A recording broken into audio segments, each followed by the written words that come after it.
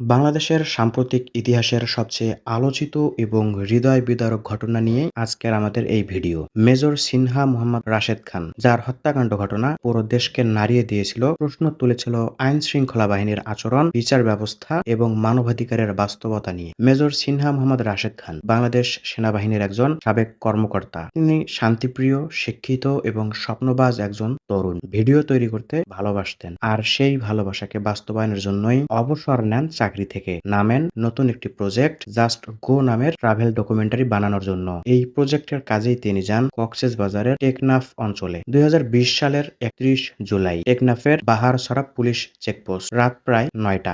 Major Sinha তার গাড়িতে করে যাচ্ছিলেন, তাকে পুলিশ থামায়। এরপর ঘটে অঘটন। পুলিশ দাবি করে গাড়ি তল্লাশির সময় সিনহা নাকি অস্ত্র তুলেছিল এবং আত্মরক্ষার জন্য গুলি করা হয়, কিন্তু সাক্ষ্য প্রমাণ, মেডিকেল রিপোর্ট সবকিছু বলছিল ভিন্ন কথা। ঘটনার পরপরই দেশ জুড়ে শুরু হয় বিক্ষোভ, সামাজিক মাধ্যমে ওঠে তীব্র প্রতিবাদের ঝড়। সবাই জানতে চায় একজন প্রাক্তন সেনা কর্মকর্তা যিনি নিরস্ত্র ছিলেন তাকে কেন গুলি করা হলো। সিনহার পরিবার দাবি করে এটি পরিকল্পিত হত্যাকাণ্ড। ঘটনার তদন্তে নেমে র্যাব, এপিবিএন সদস্য এবং স্থানীয় পুলিশ। মোট ৩০ জনের বেশি মানুষকে করা হয় জিজ্ঞাসাবাদ। টেকনাফ থানার ওসি প্রদীপ কুমার দাস এবং অন্যান্য পুলিশ সদস্যদের গ্রেফতার করা হয়। তদন্তে উঠে আসে সিনহাকে বিনা উস্কানিতে গুলি করা হয়েছিল। তার বিরুদ্ধে যে মাদক ও বন্দুক দেখানো হয়েছিল সেগুলোর ভিত্তিও ছিল দুর্বল। ২০২২ সালে আদালত রায় দেন। ওসি প্রদীপ ও অন্যান্য কয়েকজন পুলিশ সদস্য দোষী সাব্যস্ত হন। কেউ পান মৃত্যুদণ্ড, কেউ যাবজ্জীবন কারাদণ্ড। এই রায়কে অনেকেই বাংলাদেশের বিচার ব্যবস্থার একটি বড় সাফল্য হিসেবে দেখছেন। মেজর সিনহার মৃত্যু শুধু একটি ট্র্যাজেডি নয়, এটি আমাদের সমাজ,